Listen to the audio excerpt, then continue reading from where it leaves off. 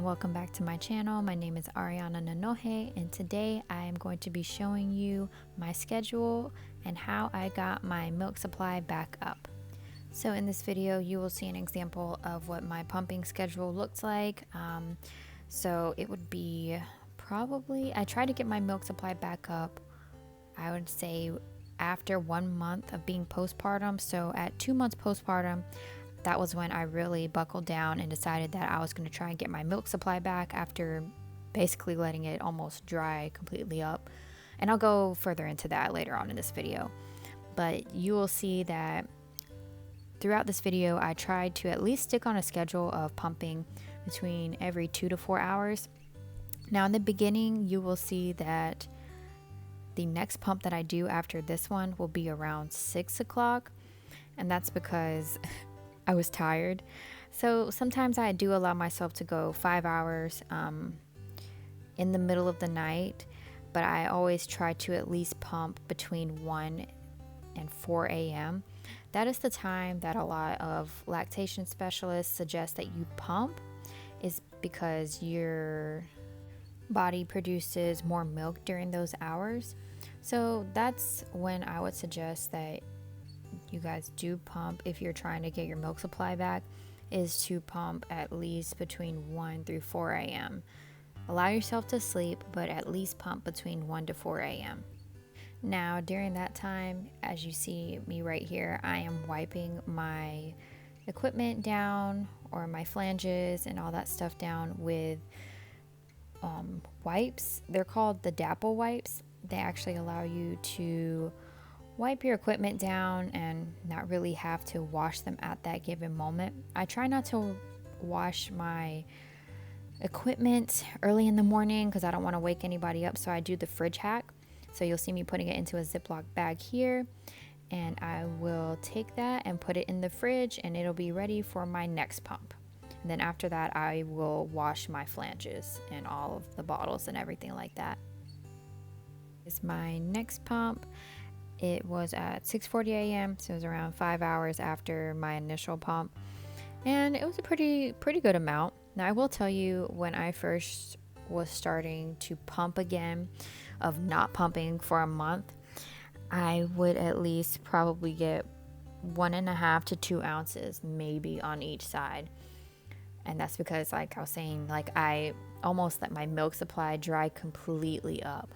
So when you're first starting out your relaxation journey, if you are trying to get your milk supply back, it is a slow journey. Now for others it might be different. You might be an oversupplier, but for me it was a slow journey. So as you can see right now, I'm putting the milk that I just pumped into new bottles.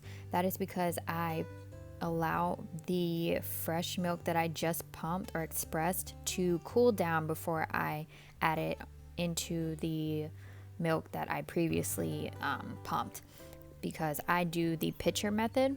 So the pitcher method is basically where you pull all of your milk together from the day. So yeah, that's what works for me. And here's my next pump, and I will basically be doing the same thing throughout this video. I will be putting my fresh expressed milk into new bottles and letting it cool down before I put it into the pitcher to pull everything together of that day. And right now you'll see that I'm adding the milk that I let cool down from my previous session. I'm mixing it into the very first session's milk that I pumped that day. And that's what we call the pitcher method, or at least that's what I've learned what it is called. And it's worked for me. It works best for me and my daughter, and she has no complaints. She loves it. And now that I've kind of given you the rundown of what you'll be seeing me do throughout this video, I kind of want to tell you now how and why I actually had to start a relactation journey, why I had to get my milk supply back up. So after my daughter was born, I immediately put her to breast. I breastfed her for, I would say, the first week I breastfed her. And to be completely honest with you, I was completely overwhelmed. I was sore, I was bleeding, and it just was very taxing on me mentally. But that is just for me. That was my journey. I am a first-time mom. I had no idea what to expect walking into this. I knew that I wanted to breastfeed because that was just what I wanted to do. I didn't buy, well, no, I take that back. I bought 1 pack of bottles. So the pack of bottles that I bought only had 3 bottles in it because I was like, no, I'm going to breastfeed. Like, what are you talking about? So I only bought 1 pack of bottles, and I had no intention of formula feeding her or anything. I was going to breastfeed her. And it just did not work out for me. Mentally, I was exhausted, and I just needed to stop doing that at the time.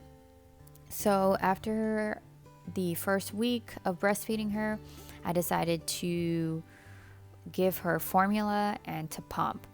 Now, when I say pump, let me tell you, I did not do any research at all. I mean, at all, when it came to pumping, breastfeeding, or anything, which I suggest that you don't do if you're a first-time mom. Please go look everything up. But yeah, I didn't look anything up. So when I started to pump, I didn't know that there were bras out there that you could put your flanges in that make it easier for you to not have to hold them while you're pumping. Yes, I held my flanges while I was pumping. So I would pump on one side and then I would pump on the other side. And it took me like an hour or so to pump because I did not do my research or anything like that. Yeah, so that's why I was like, okay, you know what? I don't think this is working. Basically because I didn't do my research. So I stopped pumping and everything. I was strictly formula feeding her, which worked completely fine for her. Like, well, she had a little bit of trouble, passing stool and stuff like that, but she was happy, she was healthy. So I was like, okay, we're just gonna formula feed her, But as time went on, I was like, okay, well, I'm gonna be home with her. So I'm a stay-at-home mom now. I was like, I'm gonna be home with her, maybe I should try and get my milk supply back up, because I saw it all over Instagram and stuff like that. Women were able to get their milk supply back up after, almost completely letting it dry up. I was like, okay, well, maybe I can try this again. Let me try this again. And lo and behold, here I am. I'm currently 4 months postpartum, and I pump around 35 to 37 ounces a day, give or take. Now, getting to that number took me not a long time, but it took me around a month or so, maybe a month and a half, for me to get to that number. So lactation specialists say that around 12 weeks postpartum is when your milk will start to regulate. So I really stuck to a schedule between 2 to 3 or 4 hours as much as I could until 12 weeks postpartum. Now that I'm currently around 18 weeks postpartum, I pump around every 3 to 4 hours. Sometimes I'll go maybe 5 hours during the nighttime, but I always try to make sure that I always pump between 1 and 4 a.m. like I stated in the beginning of this video. But if you are trying to get your milk supply back up and you're on a relactation journey, just give yourself grace, give yourself time. Not everybody is an oversupplier. I'm not an oversupplier. I would technically be just enougher if I didn't formula feed my daughter. So I still decided to continue to formula feed her, even though I could give her just breast milk. I decided to keep on formula feeding her because I wanted to build my freezer stash. So a freezer stash is basically where you are able to put aside extra breast milk that you have into the freezer and have that for later on in your journey. A lot of women that I've seen, they like to build a freezer stash and then they hit a certain time frame that they want to stop pumping, so they'll use their freezer stash up until their child is 1 year old. I personally don't have an end goal when it comes to my pumping journey. I know that I want to be able to give her breast milk at least until 6 months, just because that's when her pediatrician suggested just to do that. Or at 6 months is the cap when it is the most essential in a baby's life, is up to 6 months.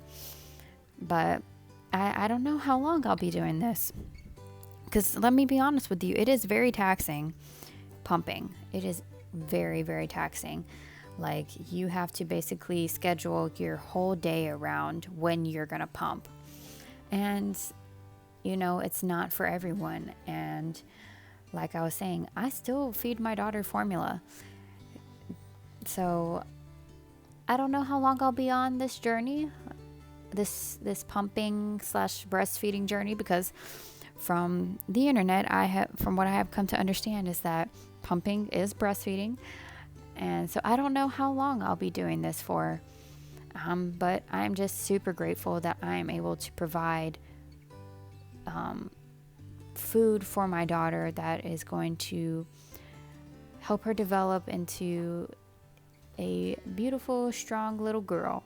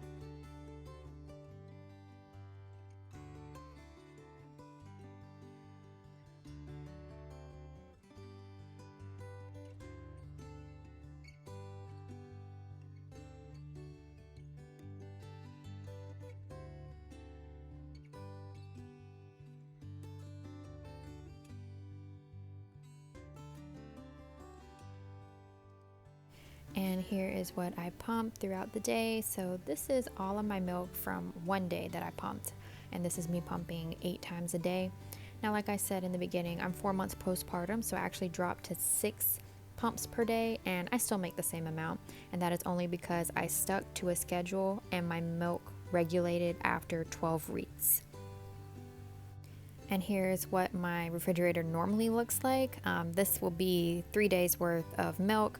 I've built myself up to having 3 days worth of milk in the fridge. This is a huge accomplishment for me. I used to just feed my daughter what I had on hand that day until I was able to actually, build my supply back up. So yeah, here you'll see me doing the pitcher method. Like I was telling you in the beginning, you pull all of your milk from one day or maybe 2 days. It all just depends on the person. But here I'm pulling all of my milk that I pumped from one day into a pitcher, and I will just make bottles or just feed her prep bottles from this pitcher for the day. And I will just rotate my milk. So as you saw previously in my refrigerator, I keep up to 3 days worth of milk in my refrigerator, and I will just rotate from there. So once she goes through the latest date in my refrigerator, I will rotate to the next day's milk, if that makes sense. If you all would like me to make a video on that specifically, just let me know in the comments below. But yeah, that's what I do. And here you'll see what all I pumped in ounces. That's actually a huge accomplishment as well. for me. But yeah, so here is the formula that my daughter uses. She uses the Similac soy isomil. She had a little bit of skin issues in the beginning, probably around 1 month. We caught it pretty early on, but we didn't know what it was attributed to. You know, she's a newborn. She was fresh out, as they say, and we didn't know what was causing it. It could have just been, you know, that she's a new baby and everything like that, but I am actually lactose intolerant, so I just decided to go ahead and put her on soy formula just in case she has that same intolerance.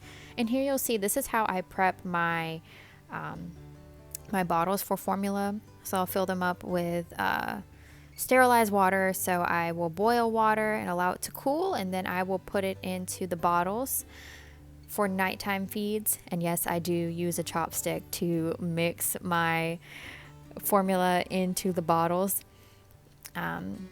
So yeah, that's what we do for night feeds is I will go ahead and prep everything a few hours beforehand, and once she's hungry or wakes up in the middle of the night, whenever, I will just give her her formula, mixing it up with a little chopstick. Hey, if don't knock it until you try it. It's a pretty cool hack. Shout out to my boyfriend for coming up with that. But yeah, so that's just what we do and what I have found has worked for us.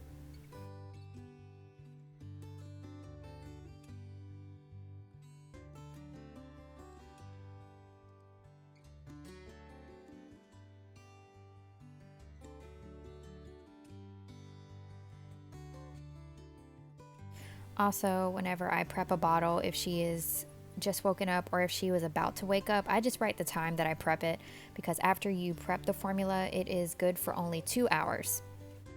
And here you will see me prepping breast milk bottles.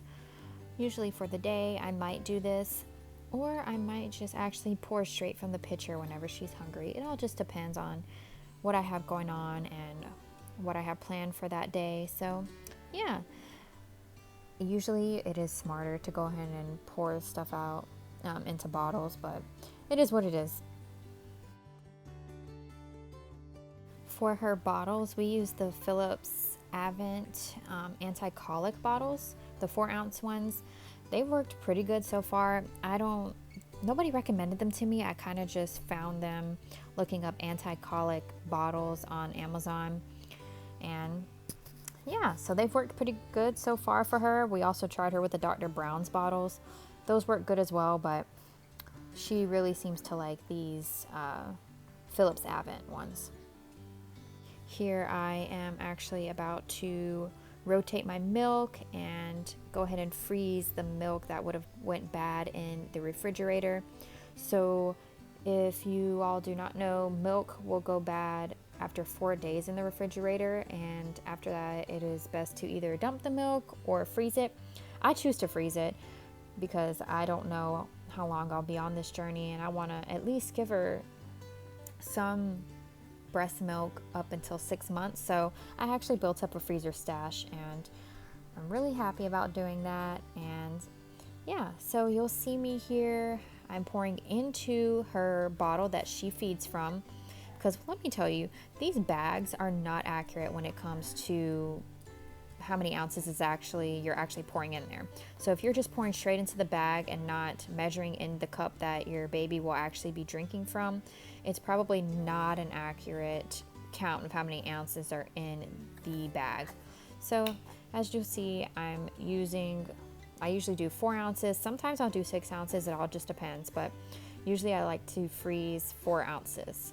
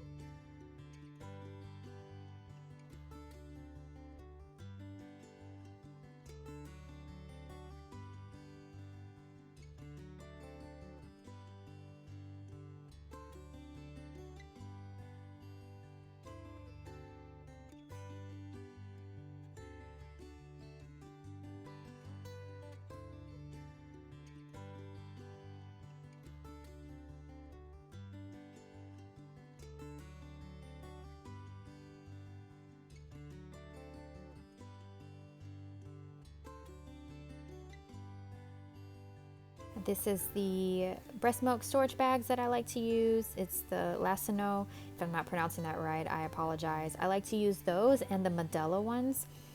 The Modelo ones are a little bit sturdier, but these ones work just fine as well. So I actually decided to go ahead and pour the rest that was in the picture into a bottle for her to drink. You can do that too.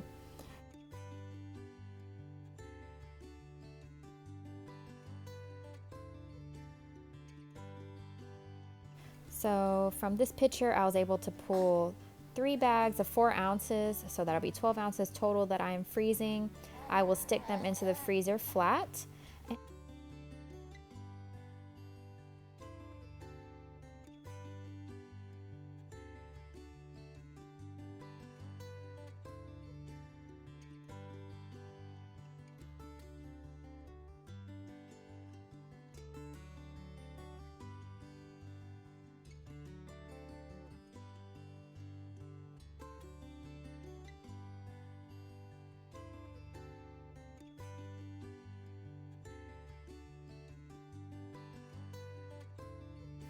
As you can see, that was the current state of all of the breast milk that I had frozen.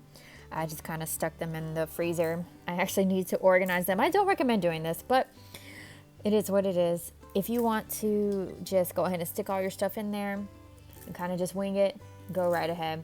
Me personally, I like to do the FIFO rule, so that is first in, first out. So what I do is I organize all the breast milk by date. So when I do actually go ahead and begin to pull from my freezer stash, I will be pulling from the milk that I was able to freeze earliest, if that makes sense. So I will pull from the earliest date, period. And here you will see me go ahead and making milk bricks is what they call them. And like I was telling you previously, I will just organize all of the breast milk by the date and just go from there. I will just put everything together, as you can see, and I will just write the dates on the bag that I have in there and just the total amount of ounces that is in the freezer bag.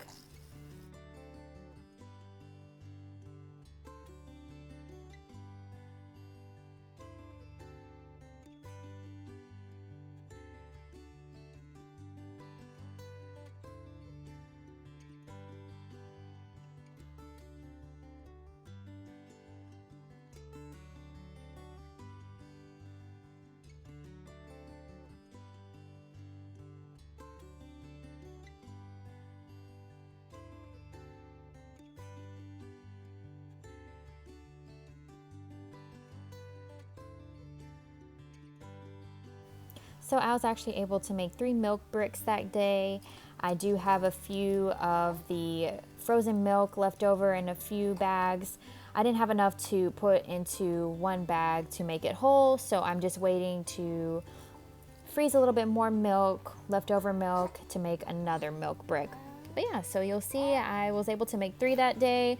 So I'm super happy, and I'll actually update you all in a later video of how many milk bricks I have now as of currently 4 months postpartum. But here you will see this is the pump that I use. It is a hospital grade pump. Those are the ones that I recommend. It is a Spectra S1, I believe. It is the blue one. It's the one that you don't have to plug into the wall, keep plugged into the wall. You can charge it, and it is battery operated, so you can just walk around with it, and I highly recommend it. So give it a try if your insurance pays for it. But thank you all so much for watching. Please follow my motherhood journey on Instagram at Mama Nanohe.